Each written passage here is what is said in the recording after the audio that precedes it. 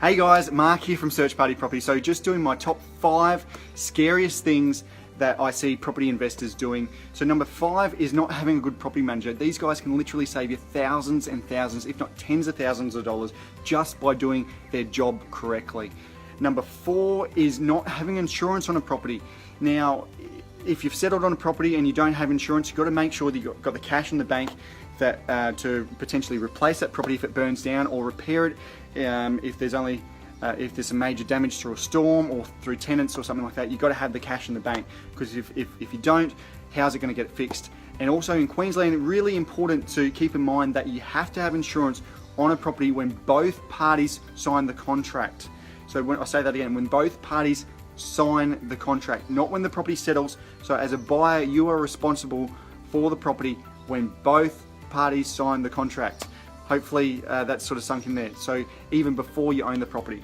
So number 3 on top 5 things or scariest things that I see in investors doing is only buying with one horse in the race. So what I mean by that is thinking about capital growth only. So if you're expecting capital growth to go up, but you need to sell at a certain point in time, and the market hasn't actually risen in that period, and maybe in fact fallen, you can lose thousands, if not tens of thousands of dollars, and in some cases hundreds of thousands of dollars.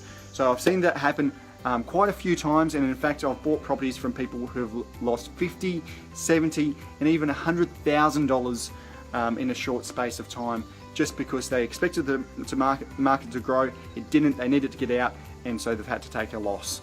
And that brings us on to number 2 of the top scariest things that I see property investors doing, is going unconditional on finance on a property if you don't have pre-approval. It's just insane.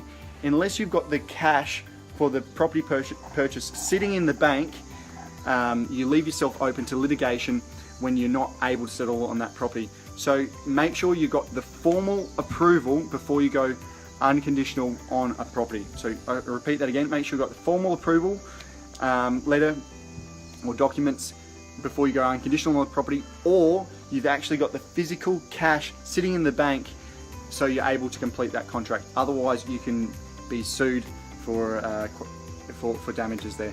So then number 1, the scariest thing that I see property investors doing is renting out properties on 2 leases or more that aren't approved for that dual occupancy use.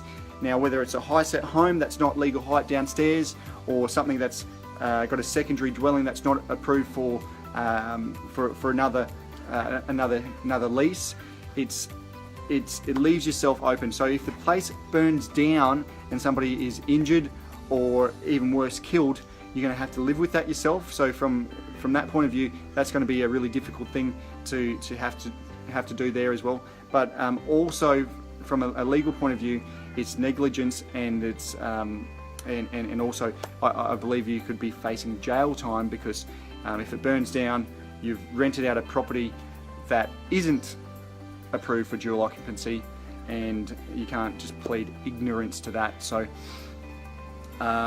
hopefully that has given you some insight into the top 5 scariest things that I see property investors do, and hopefully you guys can all avoid doing any of those things, because I all know that you're smarter than that.